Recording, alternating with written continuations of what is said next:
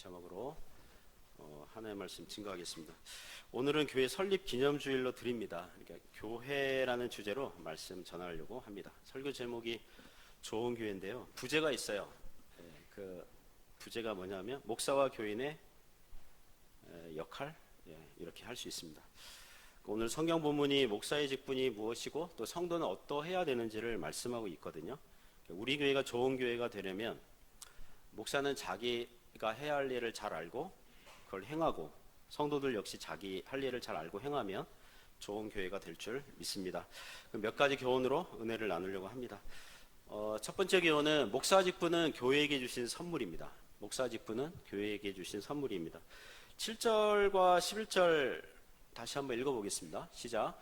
우리 각 사람에게 그리스도의 선물의 분량대로 은혜를 주셨나니 그가 어떤 사람은 사도로, 어떤 사람은 선지자로, 어떤 사람은 복음 전하는 자로, 어떤 사람은 목사와 교사로 삼으셨으니. 아멘. 자, 11절을 잘 이해하려면 7절을 먼저 봐야 됩니다. 우리 각 사람에게 은사를 주셨다고 하거든요. 교회 모든 성도들에게 한 사람도 빠짐없이 그리스도의 선물의 분량대로 은혜를 주셨다.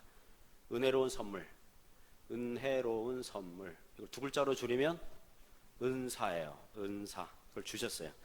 그런 다음에 8절부터 10절까지는 그리스도께서 성육신하시고 십자가 구원과 부활 승천하신 것을 마치 그 전쟁에서 승리해서 전리품을 얻은 것처럼 설명하고 있어요. 고대 전쟁에서 왕과 군사들이 전쟁에서 승리하고 적의 전리품들을 얻고 자기 나라로 돌아와서 전리품들을 어떻게 합니까? 자기 백성들에게 나눠주죠. 그래서 승리의 기쁨을 같이 나누는 거거든요. 마치 그런 것처럼 그리스도께서 이 땅의 지상사역에서 구원을 이루시고 교회에게 은혜의 선물들을, 전리품들을 주셨다. 이런 식으로 말씀합니다. 그 전리품 내용이 어디에 나와 있습니까? 11절에 나와 있는 거죠. 11절에 11절만 다시 한번 읽겠습니다. 시작. 그가 어떤 사람은 사도로, 어떤 사람은 선지자로, 어떤 사람은 복음 전하는 자로, 어떤 사람은 목사와 교사로 삼으셨으니. 자, 여기 은사, 직분을 얘기합니다. 은사이자 직분. 여기 보면 사도, 선지자, 복음 전하는 자, 목사와 교사, 직분들을 얘기하는데 이 직분들의 공통점이 무엇입니까? 교회에서 뭘 전해요? 뭘 가르쳐요? 말씀을 전하고 가르치는 직분입니다. 그래서 목사 직분은요, 교회에게 주신 하나님의 선물이에요. 아무도 아멘을 안 하시네요. 여기서 이런 질문 할 수 있죠. 가만 보니까 목사님 뭐 자기 직분이 그리스도께서 교회에게 주신 은혜로운 선물이라고 그러는데 그럼 성도들은 무엇입니까? 이렇게 질문하시는 분들 계시겠죠. 노여움을 푸시고 잘 들어주세요. 믿는 성도들에게 있는 은사와 직분들은 다 은혜로운 선물인 줄 믿습니다. 우리에게 있는 것들은요, 은혜로운 선물이 아닌 게 없어요. 다 은혜로운 선물이에요. 오늘 찬양팀 찬양했잖아요. 누가 주신 은사예요? 하나님 주신 거예요. 하나님께서 주신 겁니다. 원래는 여기 이 성찬식 준비를 우리 정현주 권사님이랑 박재영 집사님, 원래 김인성 권사님 하셨는데 이제 한국 가시고 이제 정 권사님이랑 박재영 집사님 하셔야 되는데 박재영 집사님이 또 한국 지난주에 가시면서 자기 남편에게 정현주 권사님 도와달라고. 근데 뭐 사진 찍고 뭐 이거 그냥 실수가 없도록 일찍 와가지고 땀 뻘뻘 흘리면서 우리 정 권사님이랑 이렇게, 이것도 은사예요. 이거 누가 할 겁니까? 이거 그렇잖아요. 그러니까 우리에게 주신 은사는요, 하나님의 은혜의 선물 아닌 게 없다는 것입니다. 다 하나님께서 주신 것이고요, 그리스도의 은혜고 성령님의 선물인 줄 믿습니다. 그래서 일반적인 은사에 대해서는 로마서 12장, 고린도전서 12장에 목사, 교인 가리지 않고 다 말씀해요. 오늘 에베소서 4장에서는 교회에 대해서 설명하다 보니 교회에 대해서 교회가 연합해야 되고 성장해야 되는데 이 교회를 설명하다 보니 이제 말씀을 가르치는 직분에 대해서 집중하고 강조하고 있다는 것입니다. 11절 말씀 설명드리면 사도는 누구입니까? 신약성경 시대에 예수님의 12제자와 사도 바울, 바나바 이렇게 넓은 의미에서 사도로 불리운 그런 사람들이 있겠죠. 또 사도 야고보, 그죠? 그들이 하는 주요한 일은 뭐냐면 예수님께서 분부한 모든 것을 교회에게 가르치는 거예요.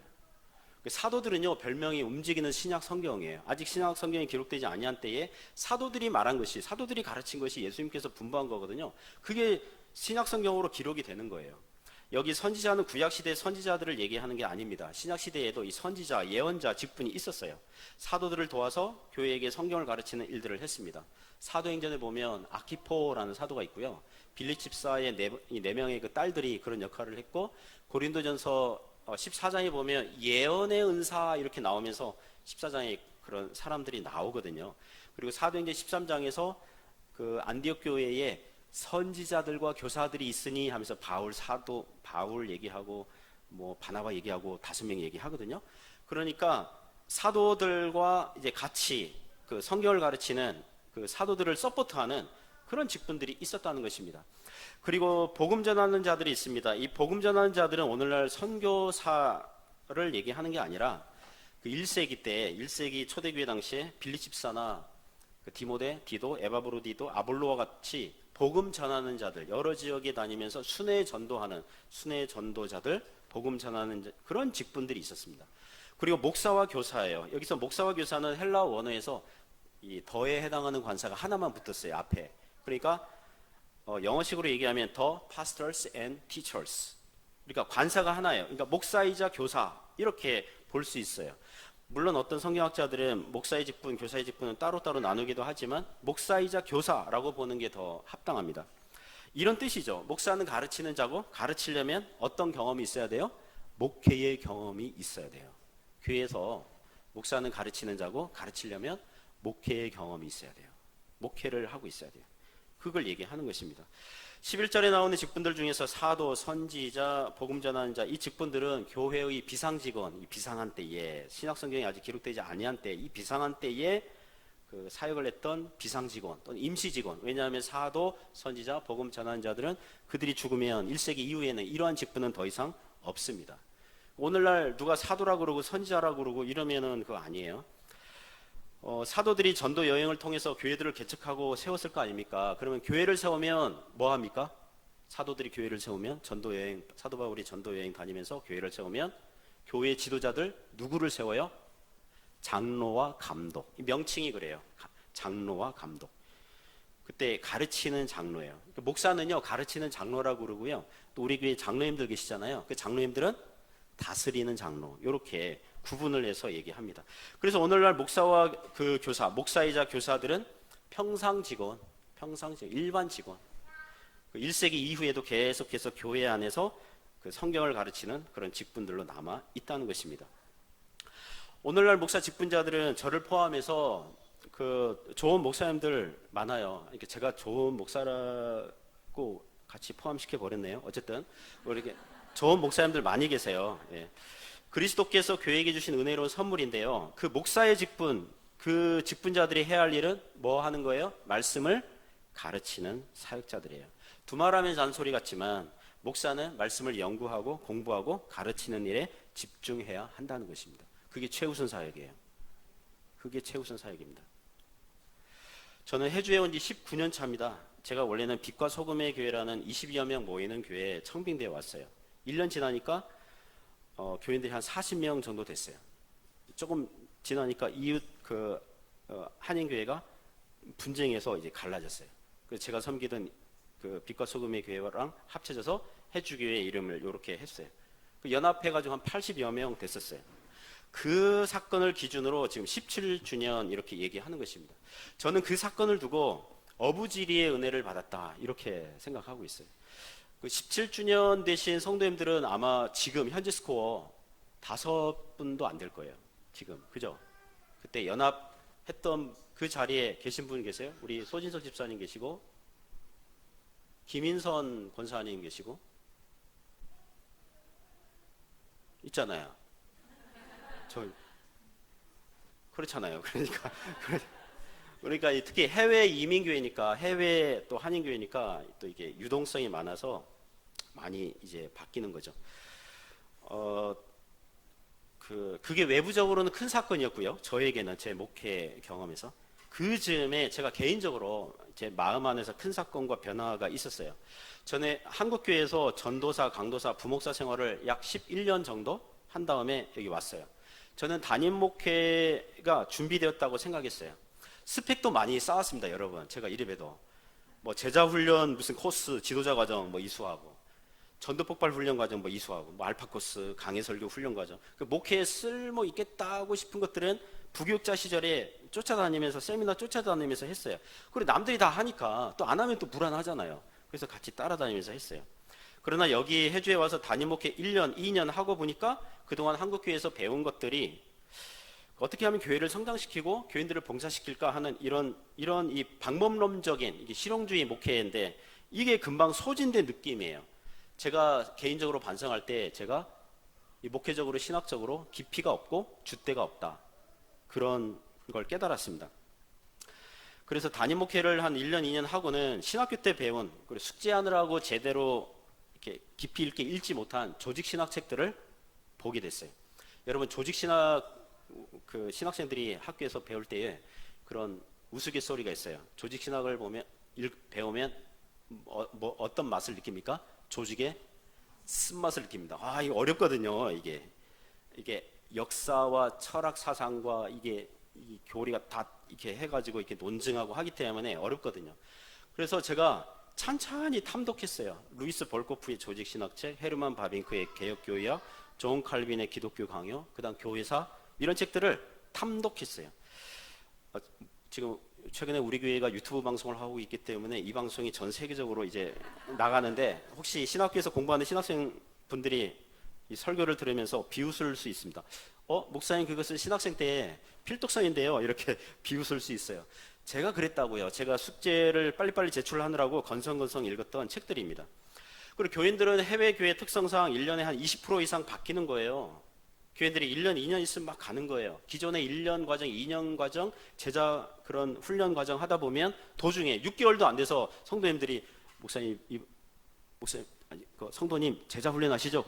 이번에 한국으로 들어가게 됐습니다. 뭐 이러면서 도중에 막 떠나는 거예요. 그래서 이게 우리 교회에 몇 달을 있던 1년을 있던 2년을 있던 이 기독교 본질을 가르쳐야 되겠다.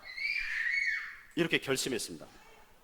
그래서 저는 해주에 온 것이 하나님께서 저를 한국교회 실용주의 목회에서 구원해 주셨다고 생각하게 됐어요. 물론 한국교회에 좋은 목사님들 많아요. 좋은 교회 많아요. 그러니까 한국에 있었으면 이랬다는 거죠. 이웃교회에서 어떤 세미나를 하잖아요. 어떤 프로그램 하지 않습니까? 그러면 남들은 다 하는데 그거 안 하면 시대에 뒤떨어질 것 같고 또 제 귀가 좀 팔랑팔랑 거리거든요. 제 아내가 저에게 준 별명들 중에 하나가 팔랑귀거든요. 그래서 팔랑팔랑 해가지고 그렇게 하느라고 허송 세월 할 뻔했다는 거죠. 근데 해주회처럼 이 해주에 있는 해외 한인교회처럼 목회 속도가 빠르지 않거든요. 그러니까 제가 기독교가 뭐지? 목사는 무엇을 해야 될까? 내가 지금까지 배운 성경 깊이가 왜 이렇게 얕을까? 기독교 신자들에게 필요한 본질이 무엇일까? 제가 한 40세 좌우 그때부터 고민하면서 달려온 게 지금 15년 이상 됐습니다. 저는 성경을 가르치는 수준과 목표가 있어요. 무협지를 보면 제야의 숨은 고수들이 있잖아요. 시골이나 산골에 묻혀 사는 고수들이 있지 않습니까? 도시에서 외지에서 그 시골 마을을 만만하게 보고 왔는데 숨은 고수를 만나는 거죠. 요새 영화나 드라마를 보면 그 힘숨찐 아세요? 힘을 숨긴 찐따들. 그러니까 힘을 숨긴 찐따들처럼 보이는데 그 영화나 드라마 보면 은퇴한 뭐 특수부대 요원을 잘못 건드려 가지고 그리고 지역 마피아 조직이 와해되고 막 그런 스토리들이 있더라고요. 그리고 한국에서 해주에 출장을 온 성도가 있다고 해요. 주일이 됐어요. 해주에 뭐 한인교회가 있다고 그러니까 예배 한번 가볼까? 이렇게 가벼운 마음으로 참석했어요. 뭐 한국에 있는 교회들보다 여기 목사님은 좀 수준이 떨어지겠지? 이렇게 그런 생각은 안 하겠지만 어쨌든 만만하게 보고 딱 왔는데 우리 예배를 드리고 설교를 통해서 하나님 말씀을 제대로 배우는구나 이렇게 느낀다면 제야의 숨은 고수다 이런 느낌을 받는다면 그게 제 가르치는 수준과 목표 중에 하나예요. 우리 교회 성도님들은 한국에 있었다면 한국교회에 있었다면 배울 수 있는 그 어떤 성경 공부 깊이보다 더 잘 배우도록 돕는 게 제 목표예요. 우리 교회 성도님들이 한국에 있었으면 신앙생활에 많은 도움을 받고 많이 성장했을 텐데 목회 여러 가지 교회 여러 가지 프로그램이 있기 때문에 거기서 풍성한 혜택을 입을 텐데 여기 해주에 있으니까 또 오 목사님에게 배우는 바람에 별로 성장하지도 못한 것 같아. 이런 말을 듣는 것보다는 최소한 한국의 어느 교회에 있더라도 여기서 배운 것보다는 더 많이 배우지 못했을 거야. 여기 있어서 더 많이 성장한 것 같아. 이런 말을 한다면, 한국 이제 귀국할 때 그런 말을 한다면 저는 오래 살고 싶은데 일찍 죽어도 여한이 없는 것으로 하겠습니다. 사랑하는 성도 여러분, 목사 직분은 교회 안에서 말씀을 가르치라고 주님께서 보내주시고 세워주신 직분입니다. 그 일에 집중하고 잘 감당할 수 있도록 협력하고 도와주시면 감사하겠습니다. 그러면 목사도 성장하고 교인도 성장하는 것입니다. 그렇게 같이 성장하고 또 주님께 영광 돌릴 수 있기를 주님의 이름으로 축원합니다. 두 번째는 목사의 할 일은 성도를 온전케 한다는 것입니다. 12절 말씀 같이 읽겠습니다. 시작. 이는 성도를 그리스도의 몸을 세우려 하십니다. 아멘. 12절에 보면 이는 왜냐하면 이런 뜻이잖아요. 왜 그런 거 하니? 왜 그리스도께서 교회에게 말씀을 가르치는 직분자들을 주셨습니까? 그들이 무엇 하기를 바랐습니까? 이는 뭐 해야 돼요? 성도를 온전하게 하여, 온전하게 해서 봉사일을 하게 하고, 그리스도의 몸은 교회를 얘기해요. 교회를 세우도록 하기 위해서입니다. 여기서 성도를 온전하게 하다, 이거 헬라어 원어도 보고 그 영어 번역본들도 보고 한글 여러 번역들을 보니까 두 가지로 번역했더라고요. 하나는 to perfect, 그러니까 완전하게 한다. 또 하나는 to equip, 이게 준비시킨다. 어떤 일을 할 수 있도록 뭘 갖추게 한다. 다음과 같이 정리하면 좋을 것 같아요. 성도들이 온전하게 된다, 온전하게 한다. 그게 무슨 뜻이냐 하면 성도들이 봉사일을 할 수 있도록 여러 방면에 지정의 전 인격에 강하게 된다, 성숙하게 된다. 영육간에 그 일들을 능히 감당할 수 있도록 영육간에 준비시켜준다. 이렇게 이해를 하시면 되겠습니다. 예를 들면 어떤 성도는 말주변이 없다고 합시다. 말수도 없고 말주변도 없고, 그 자기의 생각을 말로 잘 풀어내기를 어려워하는 성도가 있다고 합시다. 왜 그러냐면 잘 몰라서 그런 거거든요. 성경 지식이 미천하니까, 약하니까 교회에서 말을 잘 못할 수 있어요. 그러나 교회 출입하면서 목사의 설교를 꾸준히 듣고 성경 공부를 통해서 진리를 알아가다 보니 말할 게 생겨요. 여러 기독교 진리를 알고 보니 생각이 정리가 돼요. 그래서 말을 잘하게 돼요. 아무도 아멘을 안 하시네요. 사람들 중에서 말수가 없고 말주변이 없는 이유는 아직 생각이 정리가 덜 돼서 그런 거거든요. 생각이 정리가 되면 말할 수 있게 돼요. 기독교 복음이 사람의 마음에 진리로 가득 채우게 합니다. 그러면 진리를 말하고 싶어하는 거룩한 열정이 생기고요, 말로 표현하게 되고 말을 어느 정도 잘하게 돼요. 여러분 주변에 보시면 교회를 한 10년, 20년 다니면 뭘 잘해요? 말을 잘해요. 까딱 잘못하면 말만 잘해요. 이렇게 되는데 생각이 잘 정리가 되고 진리가 체계적으로 쌓이면 말을 잘하게 돼요. 어떤 성도는 인간관계를 잘 못 맺는 사람이 있다고 합시다. 어릴 적에 사랑을 못 받고 다른 사람의 그래서 호의에 대해서 의심하고 잘 믿지 못한다고 합시다. 가끔 예능 프로 보면은 그 유기견이나 유기묘 구출하는 장면들이 있지 않습니까?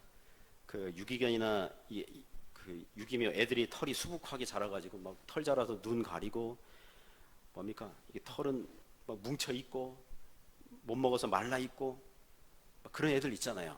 그죠? 그래가지고 걔들을 구출해가지고 그 주인 입양도 시켜주려고 이렇게 하는데 그들을 잡으려고 그러면 어떨까요? 사람들의 선의나 호의에 대해서 모르니까 어떻게 해요? 도망다니고 하악질하고 피하고 막 그런다고요.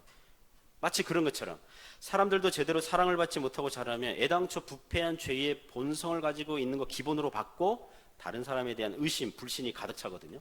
그러나 교회를 출입하면서 하나님의 말씀을 배우면, 말씀이 그의 심령에 들어가면, 하나님께서 그의 심령을 회심케 한다면, 자기 아들을 아끼지 아니하시고 내어주신 하나님의 사랑을 알게 되면 성도의 마음이 부드러워지는 줄 믿습니다. 무장해제하게 돼요. 경계를 풉니다. 성도들은 자신의 약점과 단점에 대해서 객관적으로 바라볼 줄 알아야 돼요. 다른 성도들에게도 자신의 약점에 대해서 유쾌하게 말할 수 있어야 돼요. 자신의 좋은 점만 보여주려고 하고 자기의 약점을 다른 사람에게 들키면 비난받을까 봐 두려워하고 있다면 아직 성숙하지 않은 거예요. 자기 자존심만 세우면 온전하게 될 수 없고 봉사의 일을 하기가 힘드는 거예요. 봉사하면서도 시험 들게 돼 있어요. 교회에서 봉사하는 일들은 대부분 사람들을 상대하는 거거든요. 그래서 다른 사람의 조언이나 지적질에 대해서도 여유롭게 받을 수 있다면, 물론 기분 나쁠 때도 있겠지만 그걸 견딘다면 신앙 인격이 많이 자란 것이고 온전하게 되는 중입니다. 하나님의 말씀을 더 신뢰하고 그렇게 세워지는 거예요. 우리 교회에서 성경 공부반을 하고 있습니다. 특히 목요반, 자매님들 반은 오랫동안 해왔어요. 10년 넘었어요. 그죠? 15년 넘었어요. 꽤 넘었어요. 굉장히 오랫동안 하고 있는데, 성경 공부반을 오랫동안 인도하면서 느끼는 게 있어요. 한국 사람들은 여럿이 모인 자리에서 개인적으로 질문받고 만약 대답을 잘 못하면, 모른다면 이게 목사님이 나를 공개 망신을 시키는구나, 나를 공격하는구나, 이렇게 기분 나빠하고 상심한다는 것을, 그런 경향이 있어요.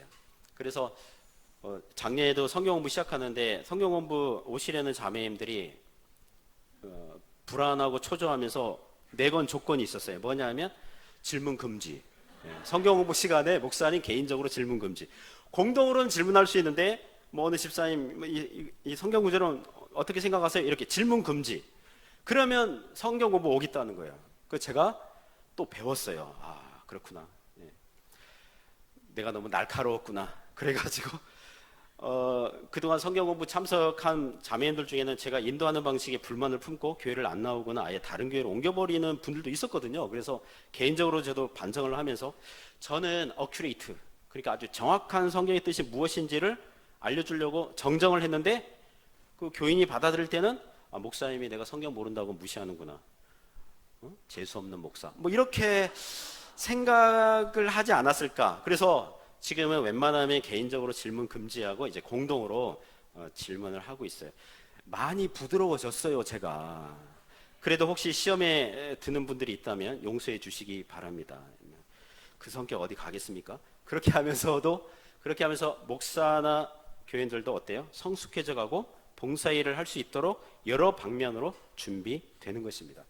사랑하는 성도 여러분, 하나님의 말씀을 배우면 지정의 전인격의 힘을 얻고요, 영육간에 강건하게 됩니다. 성경을 잘 모르면요, 이게 몇 장 몇 절 뭐 이런 거 잘 모르면, 이게 성경 어떤 뜻 잘 모르면 읽다가 뭐가 막히고 막 이러면 하나님의 뜻도 희미하게 되는 거예요.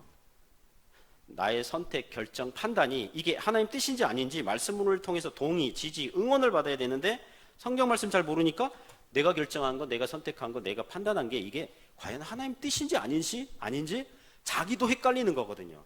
그러니까 하나님의 말씀이 분명하고 선명해질수록 자신의 결정, 판단, 선택이 하나님의 뜻에 더 가깝게 선명해지고 분명하게 되는 줄 믿습니다.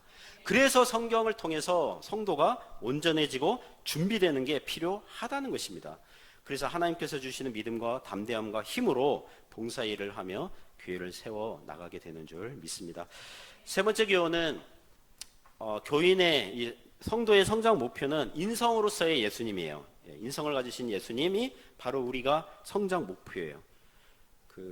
13절 14절이 말씀하고 있는데요, 같이 한번 읽어보겠습니다. 시작. 우리가 다 하나님의 아들을 믿는 것과 하나님 충만한 데까지 이르리니 이는 우리가 이제부터 어린아이가 되지 아니하여 사람의 속임수와 간사한 유혹에 빠져 온갖 교훈의 풍조에 밀려 요동하지 않게 하려 함이라. 아멘. 13절 14절 말씀은 12절 말씀의 심화 설명, 확대 설명이라고 보시면 돼요.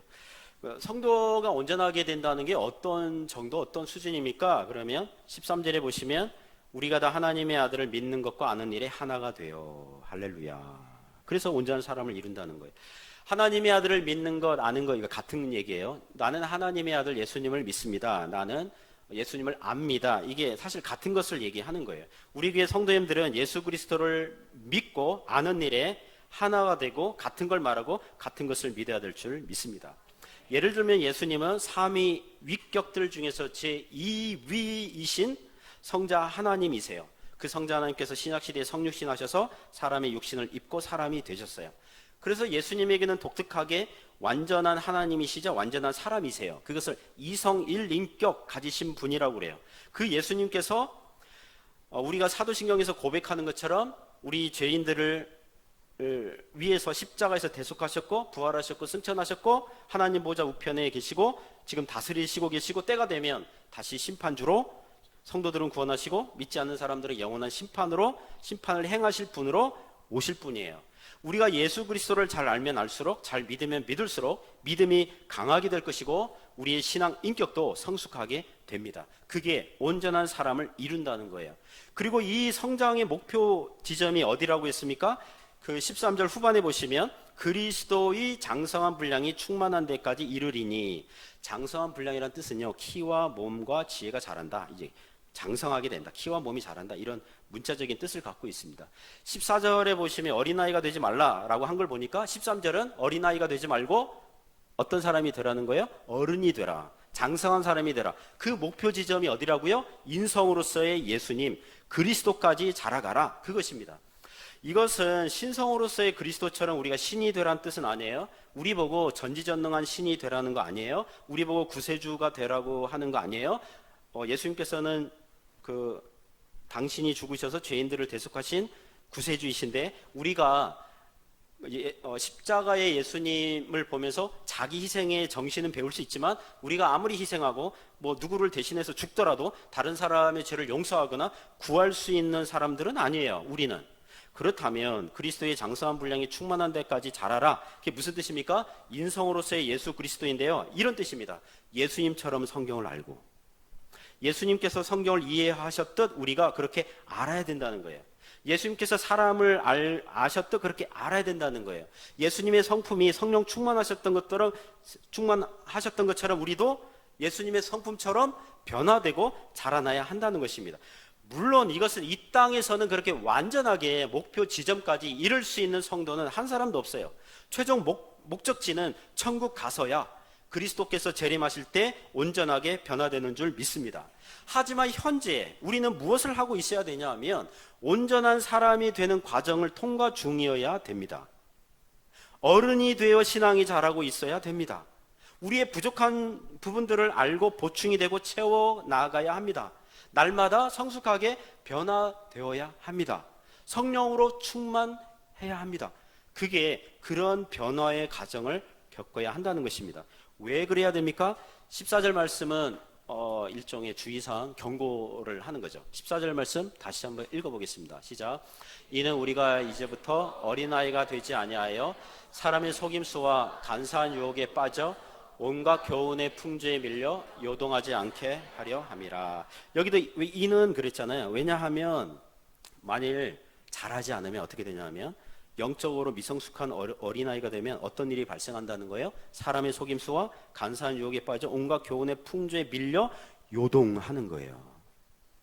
오늘날 한국에서 어느 고발 프로그램에서 이단들이 계속 시리즈로 나오잖아요. 요동하는 겁니다. 그렇게 엉뚱한 유치한 그런 말에 다 넘어가는 거예요. 키도 어른이고 몸짓도 어른인데 생각하는 것은 어린아이 수준이라면 애처로운 것 아니겠습니까? 우리가 신앙 고백하는 사도신경과 초대교회 역사에서 나온 신조들은요, 그냥 나온 게 아니에요. 기독교 역사는요, 이단의 역사와 함께 갔어요. 그렇게 이해를 하시면 돼요. 지금도 이단들이 활개를 치고 있고요. 그러니까 그런 이단들로부터 기독교 진리를 보호하기 위해서 성숙해야 되는 그런 점이 있는 거예요.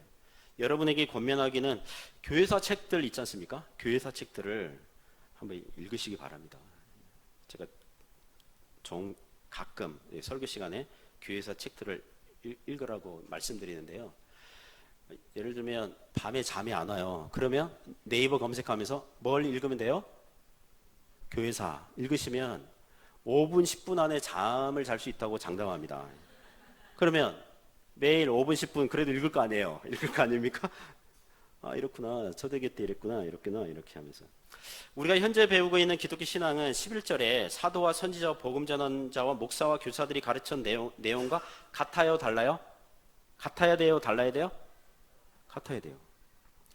예수님께서 분부하신 것, 사도들이 그 다음 세대에 전해준 것, 목사와 교사들이 계속해서 교회에서 신앙을 고백하면서 전달한 것, 그게 오늘날 우리가 믿고 있는 이 기독교 신앙과 같아야 돼요, 달라야 돼요?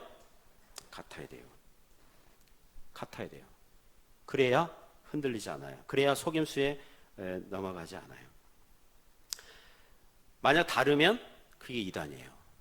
교회를 허물어뜨리고 약한 교인들을 마귀가 우는 사자와 같이 잡아먹으려고 달려들고 있고 막 그런 거예요.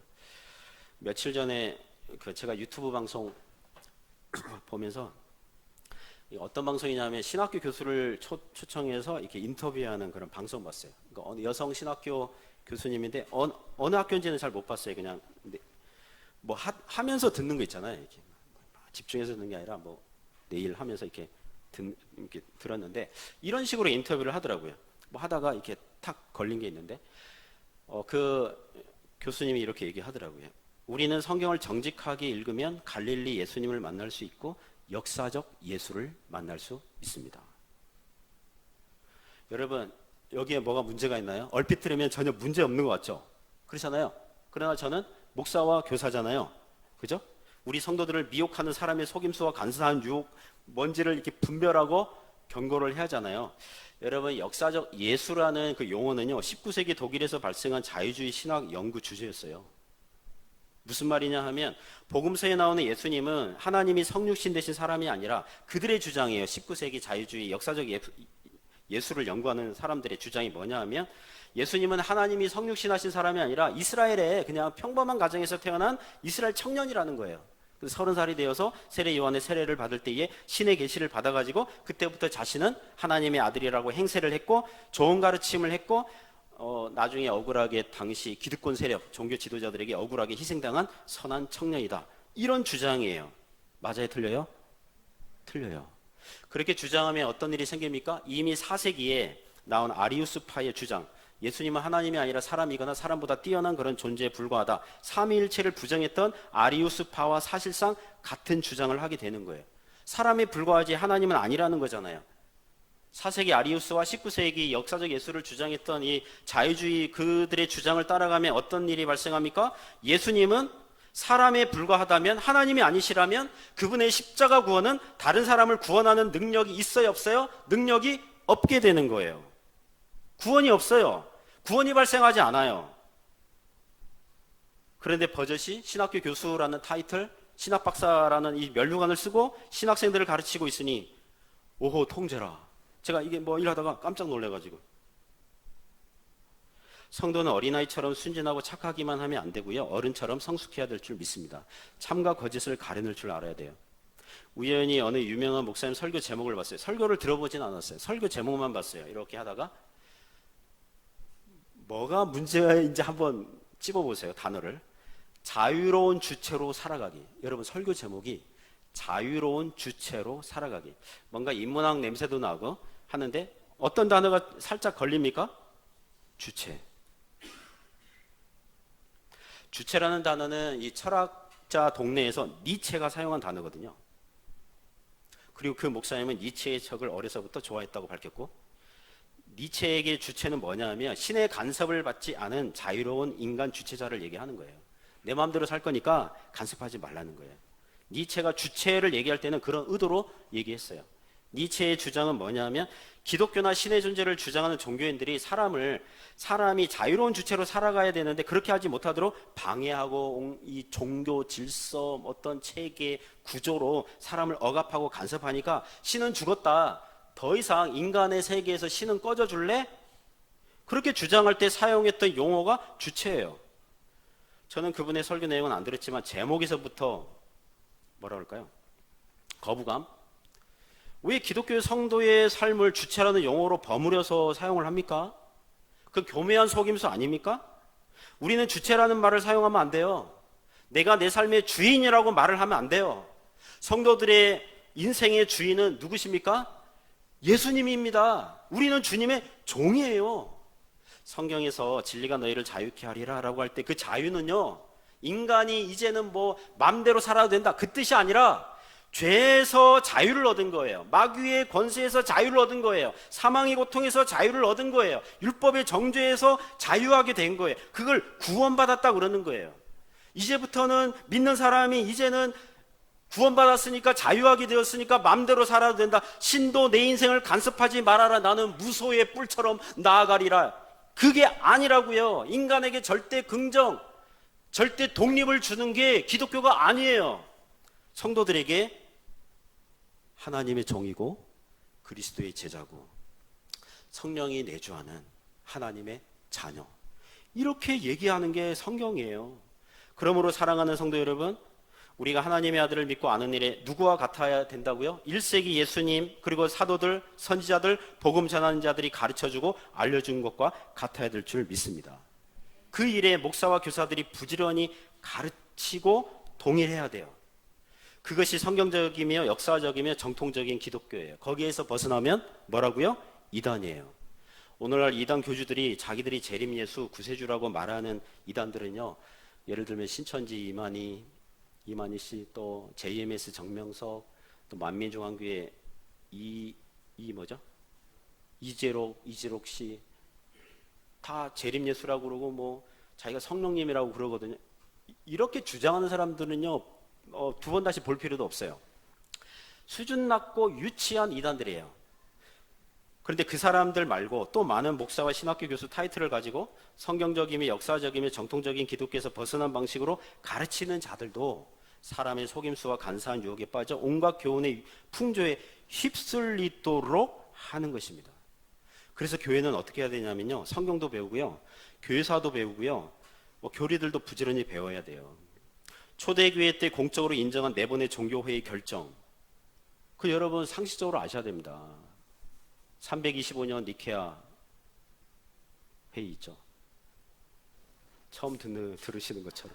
381년 콘스탄티노플, 431년 111, 세 번은 111로 끝나가지고 너무 좋아요. 431년 에베소, 451년 칼케톤. 니케아 신조, 니케아 콘스탄티노플 신조, 칼케톤 신조.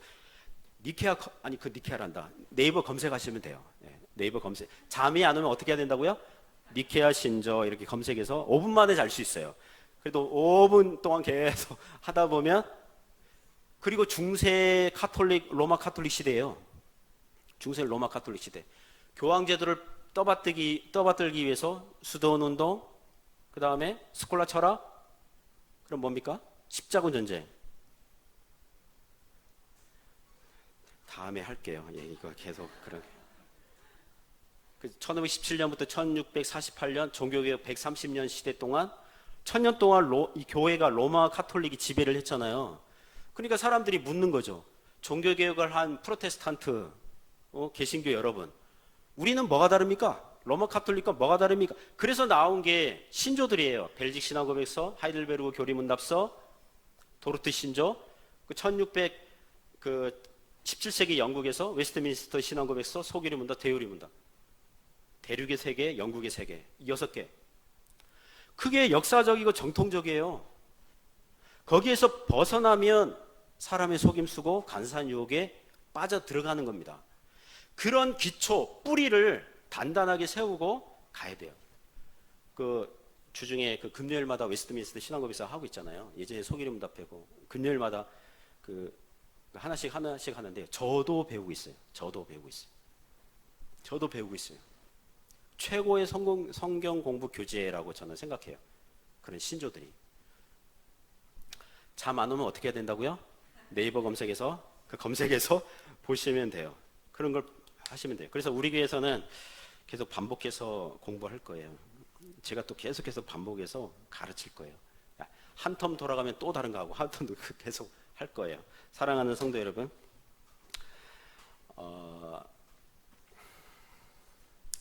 우리가 그리스도의 장성한 분량이 충만한 데까지 잘할 수 있길 바랍니다. 해외 한인교회잖아요. 또 많은 유동이 있는 우리 성도님들이시고, 또 언젠가는 한국 들어가야 된다고 생각을 하고 있고 그러시잖아요.